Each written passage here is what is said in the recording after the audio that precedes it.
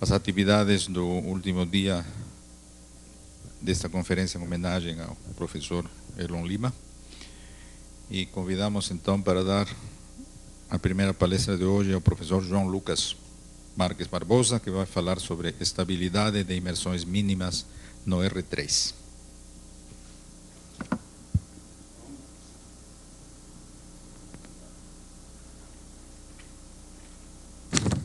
Bom dia a todos.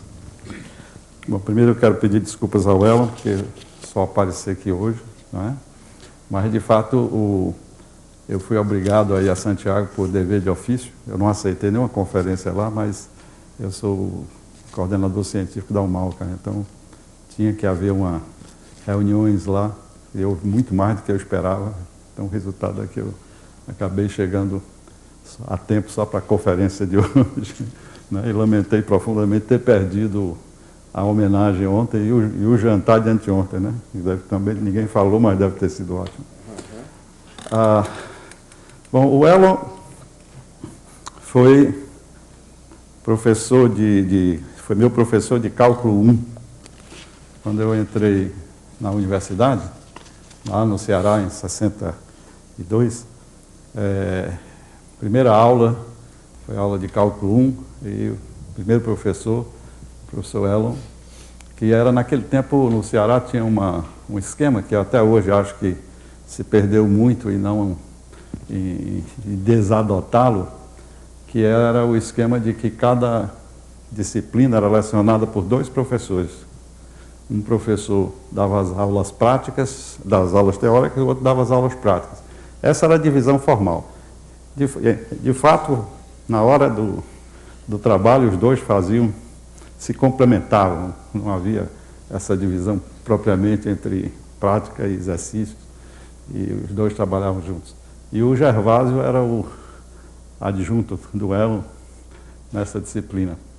Então eu assisti não o curso todo, porque o Elon teve que sair num certo momento, e aí a disciplina foi assumida pelo Gervásio com outra pessoa que eu não consigo me lembrar quem foi. Nilson, né?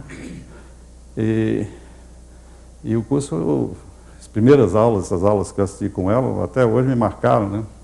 Um dos fatos, por exemplo, que me marcou foi porque ele foi o primeiro professor de quem eu ouvi a seguinte frase: me desculpem, cometi um erro. Todos os professores que eu tive na escola secundária e tal, nunca admitiram que tivessem cometido um erro. Mesmo quando eles cometiam um erro, eles davam um jeito de enrolar, né? E não dizer que tinham errado. E eu me lembro que o Elon fez alguma coisa e voltou na outra aula e disse: olha, me desculpe, eu cometi um erro na aula passada, deixa eu corrigir aqui. E foi corrigir, e nós ficamos todos assim olhando para ele. Ele provavelmente fez aquilo da forma mais natural, nem notou, mas aquilo teve um impacto enorme, não só pessoalmente para mim, mas para mim e para todos os meus colegas. Era uma coisa totalmente fora de série. Você deve ter ouvido essa frase muitas vezes de mim. Ah, sim, claro. Essa foi a primeira. A primeira sempre marca, né? Depois, o Elon voltou, eu já estava terminando o meu curso, e nós fizemos um seminário no Ceará. Ele nos provocou a fazer um seminário de topologia diferencial, que envolveu praticamente todo mundo que estava no Instituto. E particularmente o pessoal jovem, todo mundo entrou nessa. Bom, na metade do seminário, o Elon foi chamado aqui para o INPA por alguma coisa que ele não podia deixar de regressar, e ele teve que largar o seminário. Ficou ele, claro, preocupadíssimo, e nós lamentando profundamente. Aí ele falou assim: olha, se vocês quiserem ir para o INPA... Eu vim para ser diretor. Você veio para ser diretor, né? Se vocês quiserem ir para o INPA, eu continuo o seminário lá. Agora, não tem muito dinheiro, vai ter um dinheirinho curtinho para as diárias, mas quem sabe vocês conseguem sobreviver com elas. Mas ninguém hesitou. Na hora, nós aceitamos, vieram todos. Tudo cearense? Tudo cearense, ficamos todos, alugamos um apartamento aqui, que era para umas 6 pessoas, e ficaram 12, né? E dormiu gente de todo jeito. E nessa turma eu me lembro de algumas pessoas, por exemplo, o Giovan foi pessoa dessa turma, o Idelberto Eulalio Cabral estava nesse grupo, né? Eu acho que o Nilson Marcondes estava nesse grupo, que também terminou o doutorado, mas foi em outra área, tá? Mas era um grupo grande, né? Um grupo realmente grande, e isso também foi um negócio fantástico. Eu estava na biqueira de fazer uma exposição, e quando vim aqui para o IMPA, fui, acho que o primeiro que foi falar no seminário, porque já era a minha vez, né? E eu fiz a exposição, e quando eu comecei, falei algumas coisas, mais ou menos na terceira frase, o Elo já me interrompeu, e a coisa andou um pouco, lá pelas tantas ele se levantou, pegou o giz da minha mão e fez coisas, escreveu coisas na lousa, e eu fui ficando nervosíssimo, porque, né? Mas o tempo foi para que terminei a exposição, e logo depois corri para a sala do Manfredo, que eu considerava meu amigão, Manfredo, um desastre. Ele disse: que foi? Você fez uma exposição no seminário do Elo, foi um desastre essa exposição, ele teve que me interromper o tempo inteiro, falou coisas e tal, e eu não consegui dizer tudo o que ele para dizer. Aí ele falou: como que ele lhe interrompeu? Aí eu falei o que o Elo tinha feito. Aí ele falou: não, você está totalmente enganado. Olha, se a sua exposição tivesse ruim, o Elo não tinha dito nada, tinha ficado calado. Se ele chegou a se levantar para ir para a lousa, né, e compartilhar com você o que você estava fazendo, é porque ele estava adorando sua exposição. Então, não fique chateado. Essa foi outra também virada assim na minha cabeça, no meu estudo da matemática, né? Bom, eu tentei escolher um tópico para fazer essa conferência e tentei escolher alguma coisa bonita. Então eu olhei os teoremas que eu já fiz, que é o teorema mais bonito que eu já fiz, porque eu acho que isso era aquela coisa que o Elo me ensinou, que matemática tem que ser bonita. Então, vamos escolher um teorema bonito. E aí o teorema mais bonito que eu já fiz foi um teorema sobre estabilidade de superfícies mínimas, no R3, que eu fiz com o Manfredo, logo que eu terminei o doutorado, um ano que eu fiquei com ele, a mais lá em Berkeley, não é? E que foi publicado depois no Boletim, e depois foi publicado no American Journal. Que deu origem a muita coisa nessa área de estabilidade de superfícies mínimas. Mas que é um teorema primoroso. O Harold costuma dizer que esse teorema não dá para generalizar, né, Harold? É uma coisa complicada. Ele gostaria muito que pudesse se estender e generalizar, não é? Mas o teorema resiste e tem resistido a muito mais do que uma década, né? Então, nessa altura, eu posso dizer que é realmente um teorema que teve um impacto, porque os teoremas, geralmente, eles nascem, somem, e alguns somem muito rápido, né? Deixam de ser mencionados na literatura. E esse não, esse continua até hoje como um teorema atual.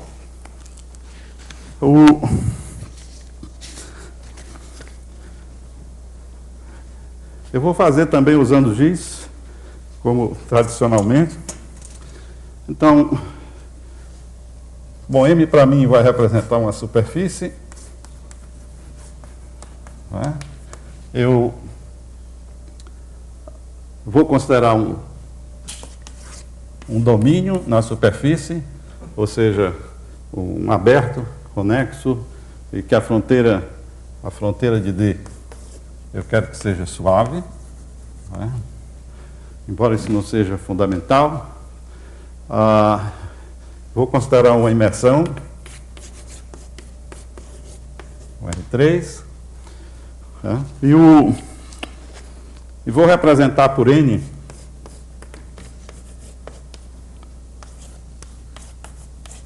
a aplicação normal de Gauss. Aplicação normal de Gauss. No estudo das superfícies mínimas, o que se faz normalmente é que a gente toma uma variação, né? Uma variação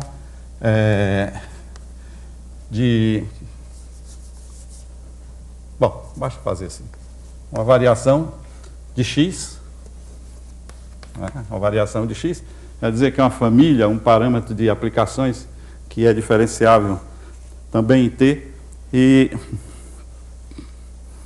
e que para t igual a zero é o x, e eu quero que ela fixe a fronteira de D.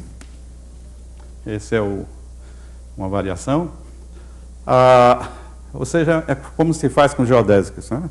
Eu vario um pouco, né? E para cada T, eu posso tomar a métrica induzida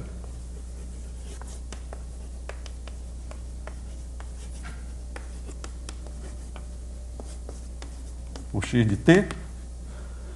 Posso falar no elemento de área dmt e posso definir a área, dependendo de t, como sendo a integral sobre d barra de dmt, né? E o que se procura do ponto de vista variacional são os pontos críticos dessa função área, e normalmente se admite que o ponto x é o ponto crítico, e portanto que a linha de x é igual a zero. Tá? Mas aí que se calcula a linha de x. E todo curso de geometria riemanniana, a gente aprende a derivar essa integral, e se mostra que isso dá menos 2h, não é? Vezes u dm sobre d barra, onde o h é a curvatura média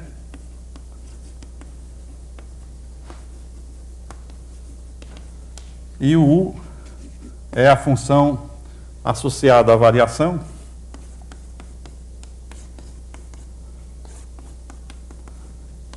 na direção normal à superfície.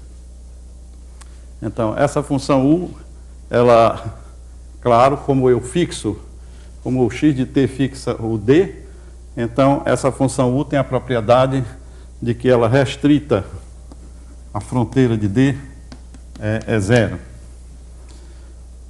Restrita a fronteira de d é zero. Então, quando a gente tem a equação, então a linha de zero igual a zero, e se busca condições geométricas para que isso seja satisfeito, a equação de Euler associada é exatamente h igual a zero. O fato aqui por trás é que a função u pode ser essencialmente qualquer função que se anule na fronteira.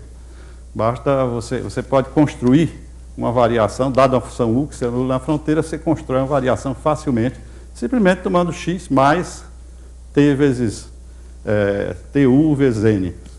Isso já dá a variação e que tem o u, não é, como função associada aqui.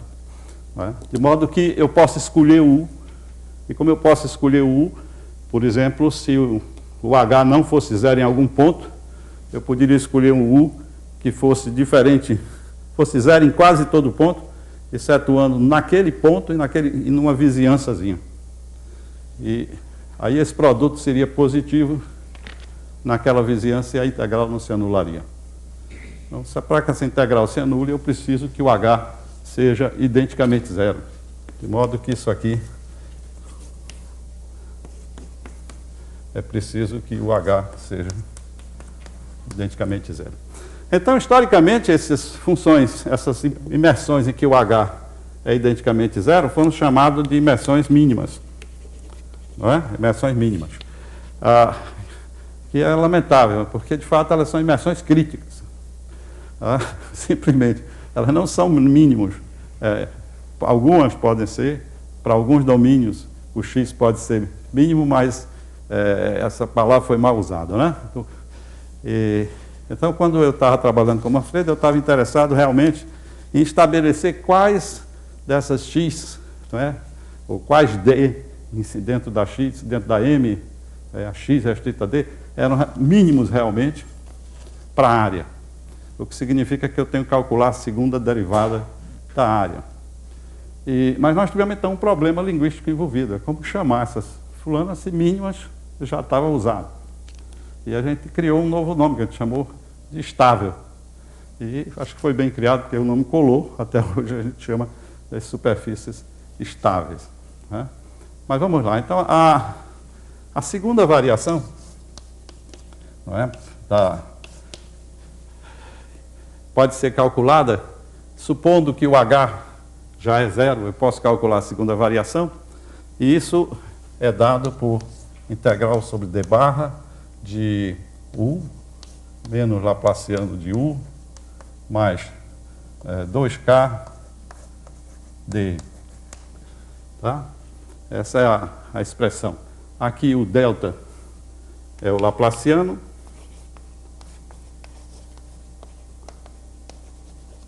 E o K é o Laplaciano na métrica, né, de M. Ou na métrica de X. E o K é a curvatura gaussiana.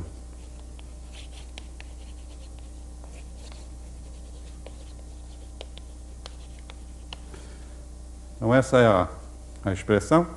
E como essa expressão essencialmente só aqui faltou um, essa expressão é uma forma quadrática em U, a gente faz como no caso de geodésica e chama essa expressão de I de U, não é? Ou I de U, vírgula U, e essa é a expressão com que a gente vai trabalhar.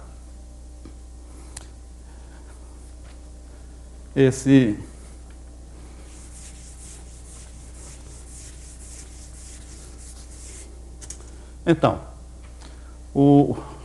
a definição, então, que foi dada foi que o X,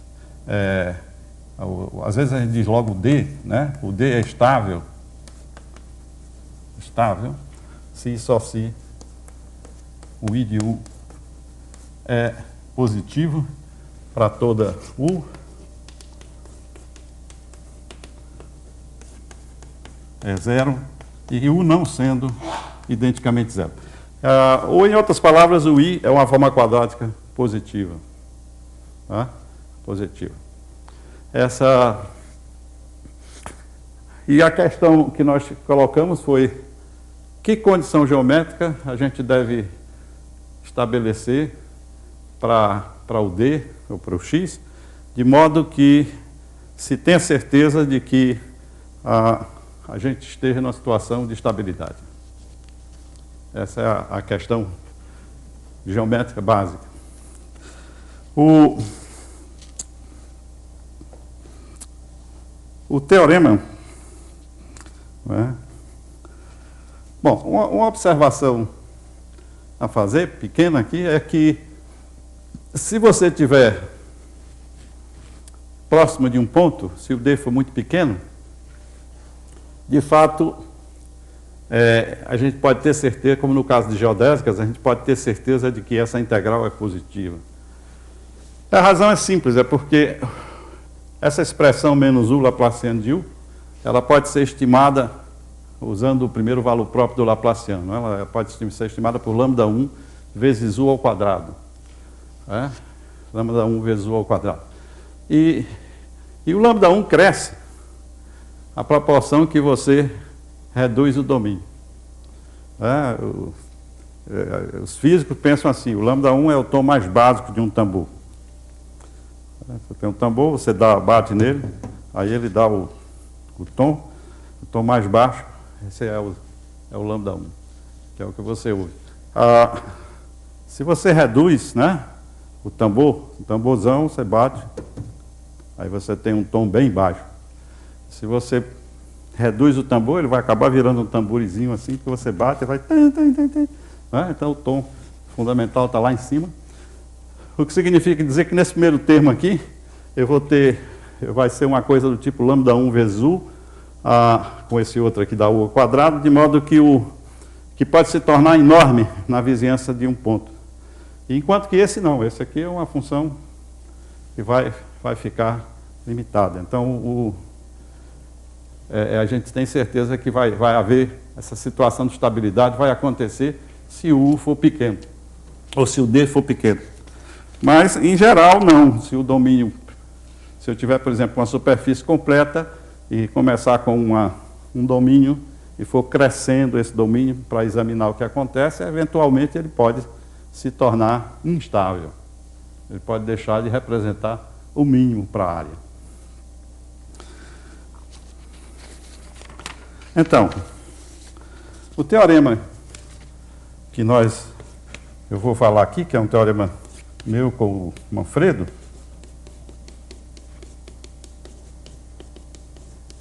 ele diz que se a área, não a função área, a área da imagem esférica de D for menor do que 2π, então o D é estável. Então o D é estável.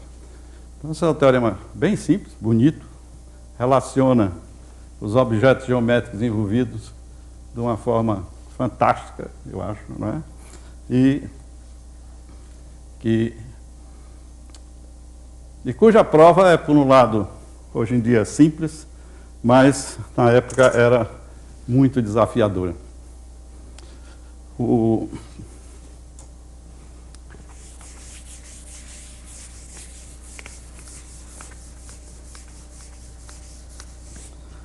Então,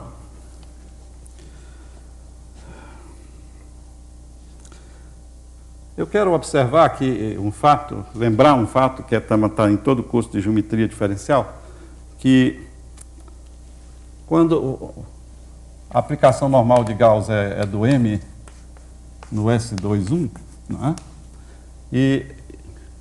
E aqui você tem, no M, você tem uma métrica, né?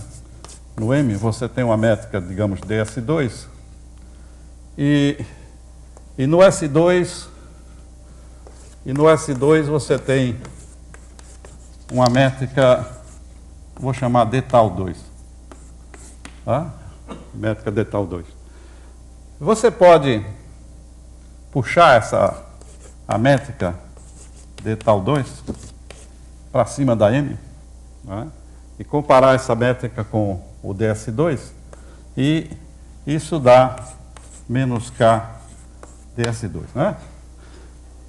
Esse fato aparece no curso de geometria diferencial, e em alguns cursos ele pode até sumir, né? É quando se prova que uma equação assim,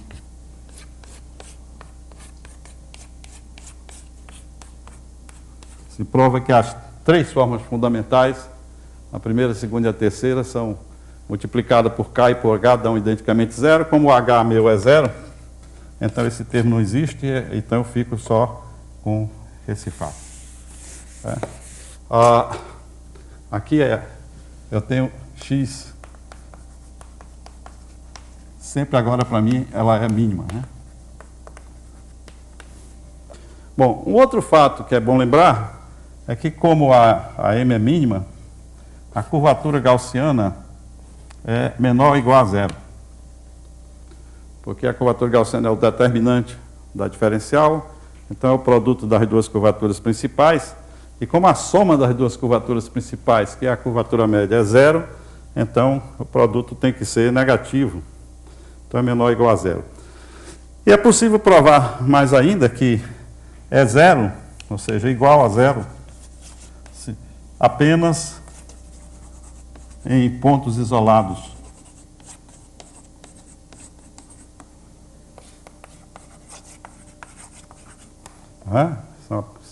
Isso aqui só dá zero em pontos isolados. De modo que esse objeto, que é menos k ds2, ele é uma métrica quase por toda parte. Ele é uma métrica quase por toda parte. Ele deixa de ser uma métrica apenas em alguns pontos onde o k é zero.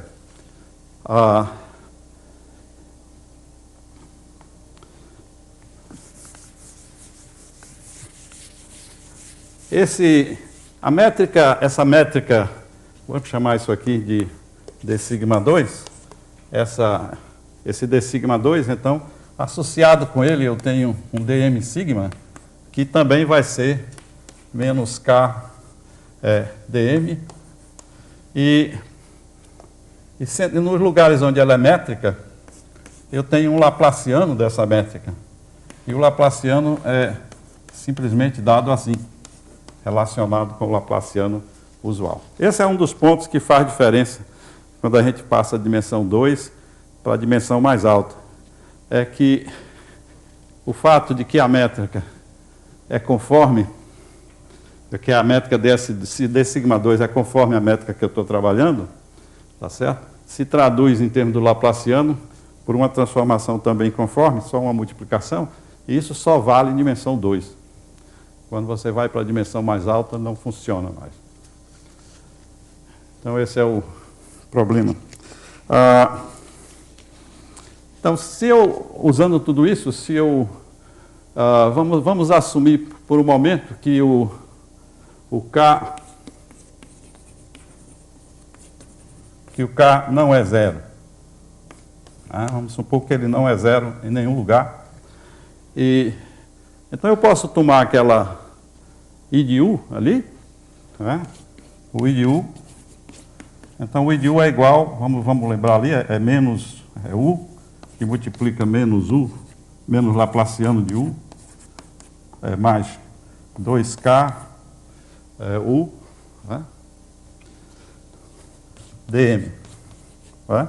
Então, se eu multiplicar e dividir por K, eu usando esse fato aqui, eu posso escrever isso como integral sobre D,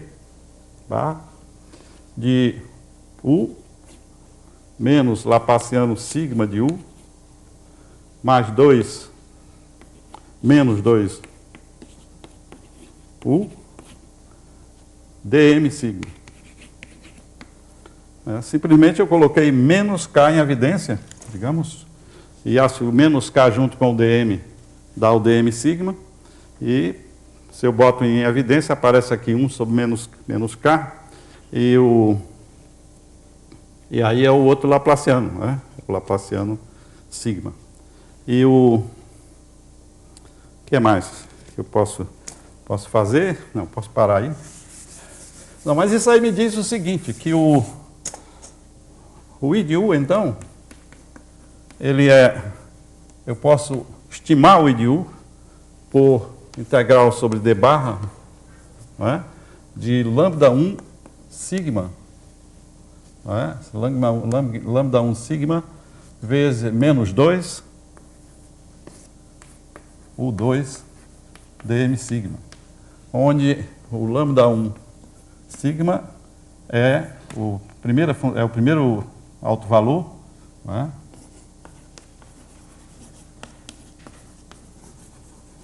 do Laplaciano sigma de D. Isso é um fato que faz as coisas funcionarem. De modo que, se eu quiser provar que o I de U é sempre positivo, para qualquer U não nula, eu preciso só provar que o lambda 1 sigma é maior que 2. Basta provar que ele é maior que 2. Então, transforma com isso o problema geométrico num problema de estimativa do primeiro valor próprio, na métrica induzida da S2 em cima da M. Esse é o... Bom, eu não pretendo fazer a prova nos detalhes, mas eu quero convencê-los de que o resultado funciona, com os argumentos principais. Então, vamos ver o seguinte. O fato de ser primeiro alto valor, vamos recordar aqui, significa que isso aqui mais lambda 1U sigma é igual a 0, e U restrito à fronteira de D é 0. Esse é dizer que o lambda 1 é valor próprio. E dizer que ele é o primeiro valor próprio significa que ele é o menor dos lambdas que satisfaz a essa condição. Uma forma de achar o lambda 1 é você toma a integral do módulo da diferencial de U ao quadrado sobre a integral de U ao quadrado, de barra. Isso aqui na métrica E o lambda 1 é o ínfimo disso aqui sobre as funções U. Tá? Sobre as funções U. Isso é como o lambda 1 aparece de uma forma trabalhável. Tá? Aparece de uma forma trabalhável.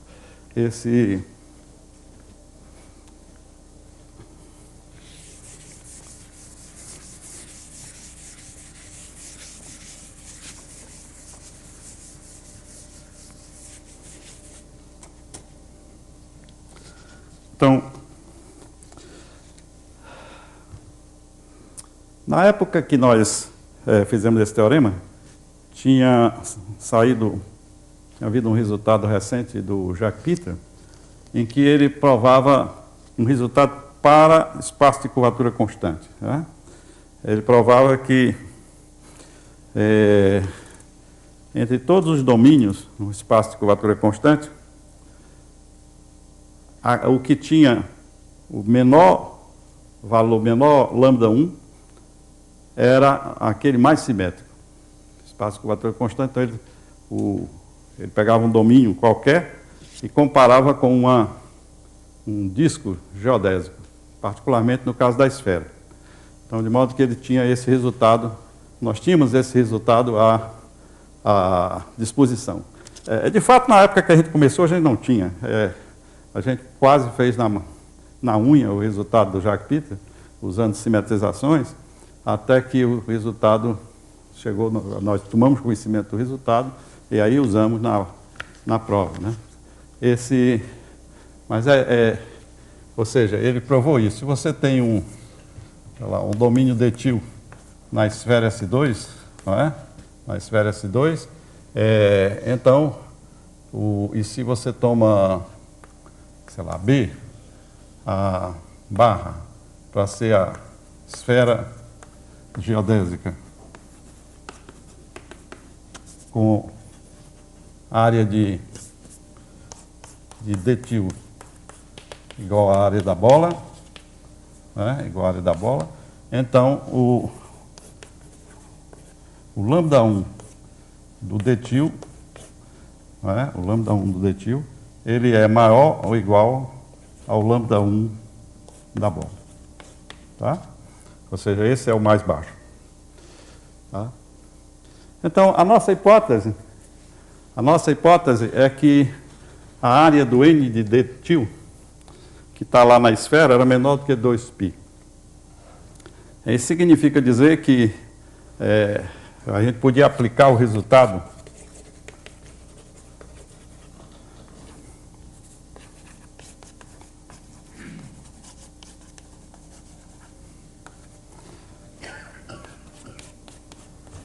ao N de barra, você aplicando, você obtinha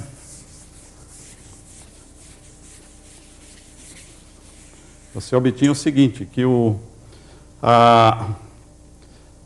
lambda 1 do N de barra, né, ele tinha que ser maior, ele deveria ser maior ou igual que o lambda 1 de uma bola, né, dessa bola aqui, onde essa bola tinha a mesma área que o de barra, tá? Que o N de barra, só que essa bola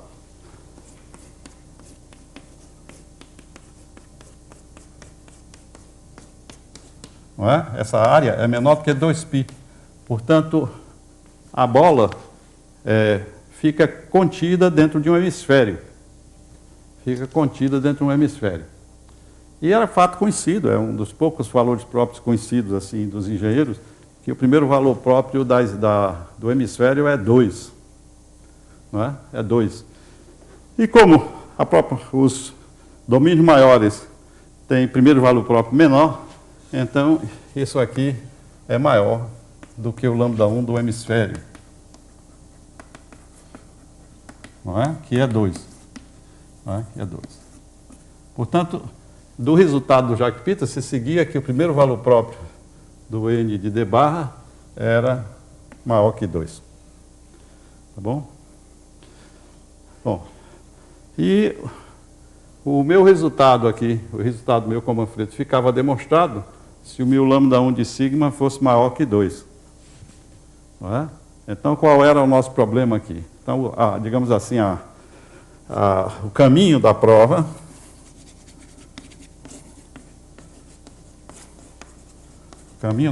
seria a gente comparar o lambda 1 sigma, comparar o lambda 1 sigma com o lambda 1 do N de d barra.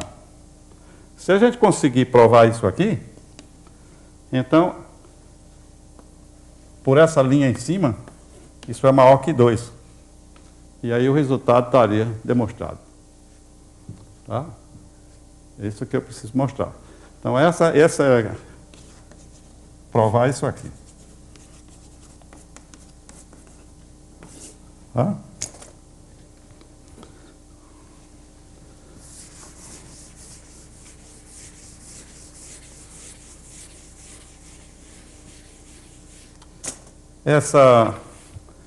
Essa prova, ela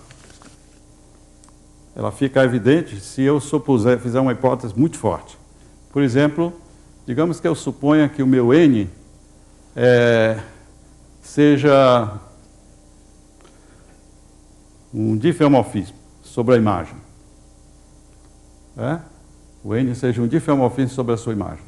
Então, se o N for do restrito ao D, seja um diffeomorfismo sobre a imagem. Então, nesse caso, o N é um diffeomorfismo, com a métrica sigma colocada na M, ele se torna uma isometria. Então, do ponto de vista métrico, é indistinguível estar trabalhando com o D ou com o N de D. E, portanto, aqui, nesse caso, eu não teria maior ou igual, eu teria igual. E, portanto, o resultado estaria resolvido o problema. Então, a coisa complica exatamente porque o N não é um diffeomorfismo. Tá? Não é um diffeomorfismo. Aliás, essa observação é interessante porque ela, em particular, nos dá uma outra prova de que perto de um ponto eu sempre vou ter uma coisa que é um mínimo, né? Realmente estável. Porque, mas eu tenho que ficar longe dos pontos onde K é zero. Aí dá para fazer esse mesmo argumento numa proximidade, sempre. Tá? Bom, mas aí, como que eu provo isso aqui? Então, vejam, a figura que eu acho que a gente tem que ter em mente é assim. Eu tenho o D, aqui tenho o N, e aqui tenho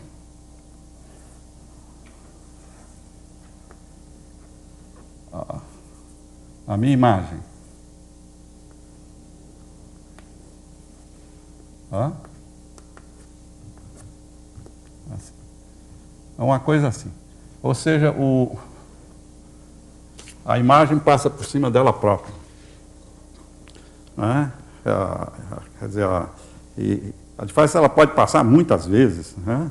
Pode ser muito complicado. Ali eu estou botando uma situação, de fato, muito simples. Bom, eu vou supor, para poder dar a ideia principal, eu vou supor que o K nunca é zero. Tá? De modo que esse aqui é o único complicador. Depois eu digo o que acontece quando o K é zero. A estimativa que eu preciso fazer, né, tem que relacionar esses dois. E o meu lambda, observe que tem que ser desse conjunto. Né? Desse conjunto. Eu tenho que comparar com o lambda desse outro conjunto. Bom, então o que eu faço é o seguinte. Eu tenho aqui funções U, não é? Funções U, onde Laplaciano sigma de U mais lambda 1 U é zero, assim. U restrito à fronteira de D é zero. Então, essa é a função U que eu tenho. Tá? E eu quero definir aqui, desse outro lado, usando essa função U, uma função que eu vou chamar de F. Tá? Que eu quero construí-la de forma a usar o mais possível a informação que eu tenho da U. Tá? A informação que eu tenho da U. Então, o que é que eu faço? Para cada ponto aqui, Q, né, Q aqui, eu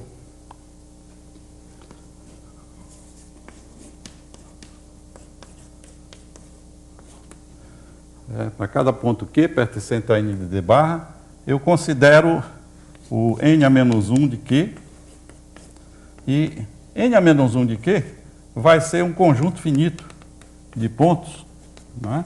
Vai ser um conjunto finito de pontos, tá? E eu sei mais ainda, como o meu K é diferente de zero, então a minha aplicação N é um diffeomorfismo, é um recobrimento, de fato, de uma vizinhança do Q, né? Ou seja, eu tenho uma bola do Q e bolas de PQ, tá? Onde todas essas bolas são disjuntas, tá? E tais que a N de B de PI em B de PQ é um diffeomorfismo.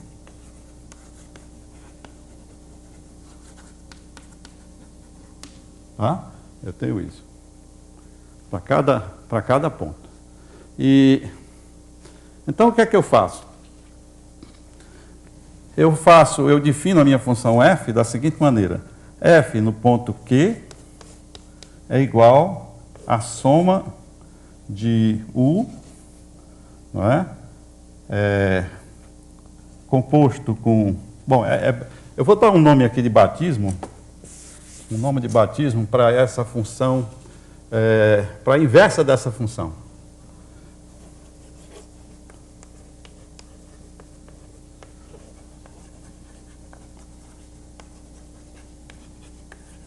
Vou chamar de φi a inversa. Ou seja, φi é uma função do BQ no B de PI. Então, a minha f então, é definida assim. A f no ponto Q é a soma dos U, não é? De φi e, não é? De Q. Tá? Essa é a minha definição. Então, essa definição faz tudo funcionar. Bom, localmente, isso aqui pontualmente está bem definido, mas eu tenho, essa informação é maior, é melhor, de fato, porque localmente a F restrita ao B, né, de Q, ela é de fato uma soma de U composto com φi. Tá? Então, isso me garante que a U é ser infinito, né? E as φi's vão ser também, porque são diffeomorfismos. De modo que essa composta é maravilhosa. Desde que não é, eu tenha as vizinhanças aqui todas, como eu mencionei. Essas vizinhanças, evidentemente, elas... eu desenhei de propósito o Q bem aqui, não é? Mas,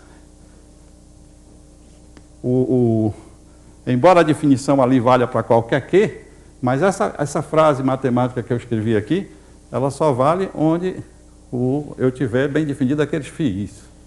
Não é? E aí tem um pequeno problema, porque, digamos que o Q seja aqui, ó, esse ponto. Então, a imagem inversa vão dar, sei lá, um ponto talvez por aqui e um ponto aqui, né? Na fronteira. Então, eu aqui vou ter uma vizinhançazinha que vai diffeomorficamente numa vizinhança aqui, né? Que é a parte que está passando por baixo. Mas aqui nesse outro eu só vou ter meia. Né? Só vou ter meia. Tá? E eu tenho que completar. Tá? Mas eu posso completar desde que eu faça o seguinte, que eu admita que a minha função U se estende para fora, né? Aqui eu ponho U igual a zero. Então, se eu fizer isso, aí tudo funciona. Tá? Aí tudo funciona. Bom, mas agora eu perdi alguma coisa. Eu perdi o fato de que a U era sem infinito. Tá? A U era sem infinito. Mas isso não é mal. Então, o que eu sei aqui, então, é que essa função é sem infinito por partes. Não é? Ela deixa de ser sem infinito aonde? Exatamente na imagem da fronteira.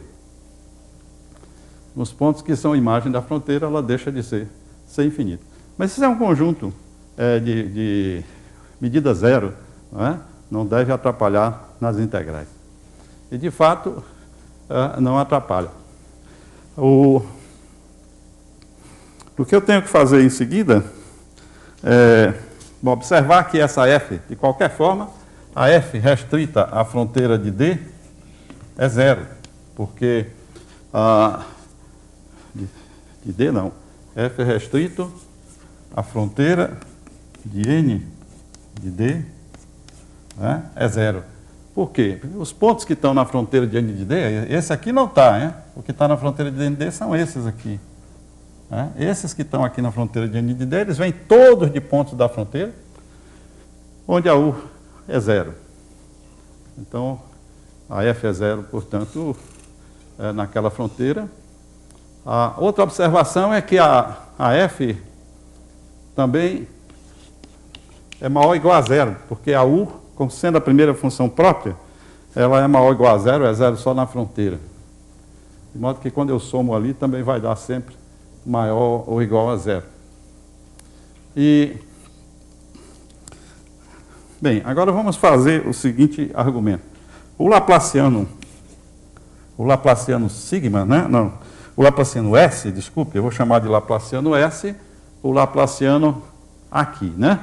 Aqui eu tenho uma métrica, aliás, eu chamei de tal. Então, o Laplaciano tal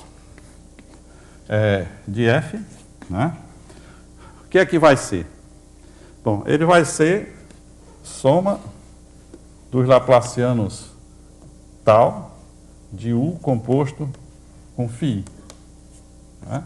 De U composto com φ.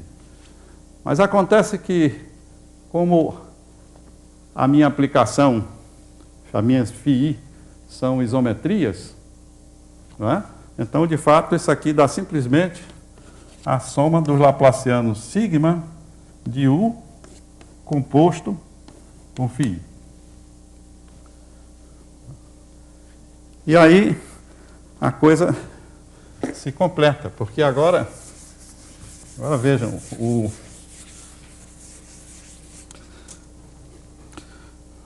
então eu fico assim, isso aqui então fica soma de U era a primeira função própria, né? Então isso é menos lambda 1 sigma, né, de U composto com φ. Né? Composto com φ. O que é igual a lambda 1 sigma soma dos U composto com φ, o que é igual a lambda 1 sigma F. Tá certo? Portanto, eu tenho aqui a minha F satisfaz a mesma equação que eu tinha antes, não é? Laplaciano tal de F é lambda 1 sigma de F, tá?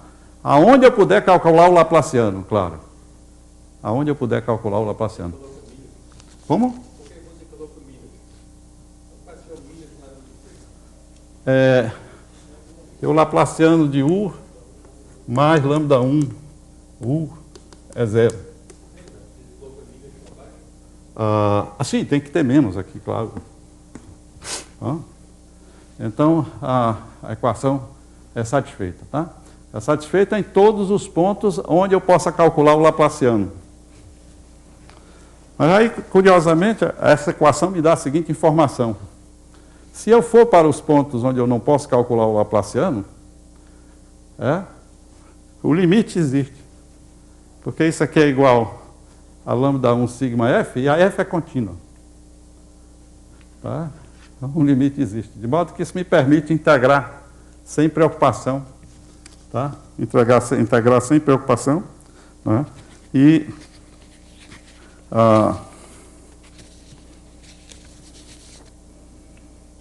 isso. Tá. Isso. É que esse Laplaciano, isso aqui, funciona em todos aqueles pontos onde a f, onde eu posso calcular as derivadas. Mas eu posso calcular as derivadas da f em todos os pontos, excetuando as imagens da fronteira, não é? Que é um conjunto fininho. Então, quando eu vou para um ponto desse, se eu tentar ver o que é que acontece no limite, não é? Simplesmente tomando o limite dessa expressão do Laplaciano tal de f, isso vai dar o limite, isso é uma constante multiplicado por f, então o limite vai satisfazer a equação, digamos assim. Embora eu não saiba o que é que isso significa em termos do Laplaciano, mas significa que eu posso integrar o Laplaciano. Não é? Eu posso integrar o Laplaciano. Então, a integral de menos f Laplaciano tal de f sobre meu n de d barra, né? Meu n de d barra, e aqui dm tal, não é?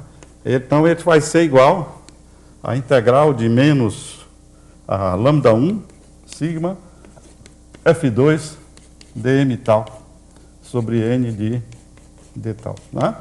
E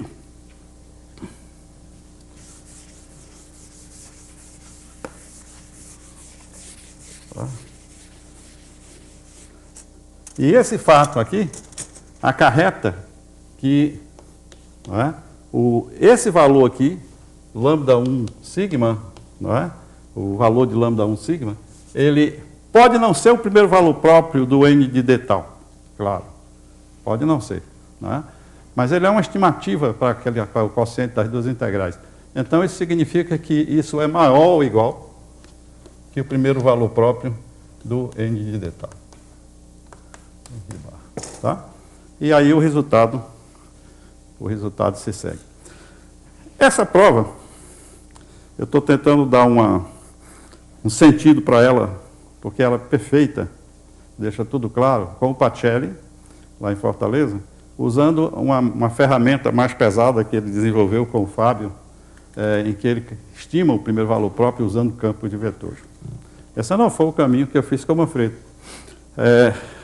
Eu e o Manfredo éramos tão ignorantes nessa questão de trabalhar com o valor próprio do Laplaciano, naquela época que nós fizemos esse teorema, que eu me lembro que nós fomos os dois fazer o curso do Marcel BG, né, para aprender esse material básico, né? E depois que a gente estava na metade do curso, que tinha aprendido o que era Laplaciano, o que eram valores próprios do Laplaciano, o teorema espectral, não sabíamos teorema espectral, e coisas assim, aí chegou um ponto que nós começamos a desconfiar que o curso não ia nos dar a informação que a gente queria. Nós fomos falar com o Marcel Berger, explicamos o que a gente queria, ele falou, não, no meu curso não vai.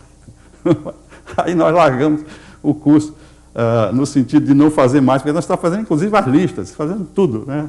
Não estávamos deixando passar, não. Daí a gente foi se preocupar mais com a pesquisa, mas ficamos assistindo as aulas do Marcel até o final, naquele célebre livro que ele escreveu, né? Então, a gente aprendeu muita coisa. Então, a gente trabalhava absolutamente, temerosamente, de estar cometendo algum erro crasso. Então, ao invés de simplesmente escrever essa linha, o que nós fizemos foi, efetivamente, estimar o lambda 1, não é? O lambda 1 de n de d barra, usando aquela integral de módulo de df ao quadrado sobre aqui, sobre integral de f ao quadrado. Estimamos isso. Aí isso aqui a gente estava em terreno sólido. A gente estava sabendo que funcionava. Só que a estimativa dessas duas integrais, né, são quadrados, né? Lembra aí? A gente tem que fazer usando essa expressão. Então, nós temos que calcular a diferencial disso aqui, que dá uma soma, e multiplicar por ele mesmo. Então você obtém um termo, digamos assim, juntando os índices iguais, que é o termo que você precisa, e um outro termo, que é multiplicando os índices diferentes, que você não gostaria de ter, mas ele existe. Depois você tem que calcular essa integral do F2, e novamente você vai ter um produto, né, dessa soma por ela mesma, onde você vai ter o mesmo problema. Você vai ter juntar os índices iguais, e esse é o termo bom, e você vai ter um outro termo onde os índices são diferentes. Os índices diferentes, qual é o complicador dele? É que eu não posso sair do lado da esfera, porque do lado do M, os índices diferentes significa que eu estou em dois domínios diferentes. Então eu não posso somar coisas, não posso fazer nada. Eu tenho que ficar do lado de cá. Quando os índices são iguais, né, eu estou no mesmo domínio. Então tudo funciona. Não é?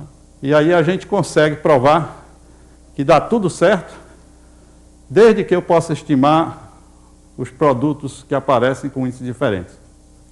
Não é? E aí a gente mostra que esses produtos dão menor ou igual a zero e podem ser jogados fora.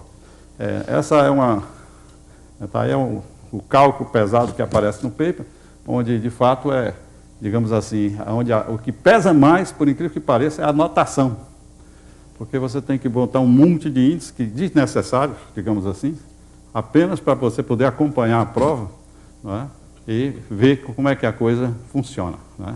No final, fecha tudo e dá tudo certo. Mas eu e o Pacelli estamos convencidos de que essa linha que eu escrevi aqui, ela está certa e que pode ser totalmente justificada usando esses campos com que ele e o Fábio trabalham. Vamos ver se a gente, na volta, que eu estou em um lugar e outro no outro, a gente vai voltar para o mesmo lugar, ver se a gente consegue fechar. Ok, obrigado, senhor.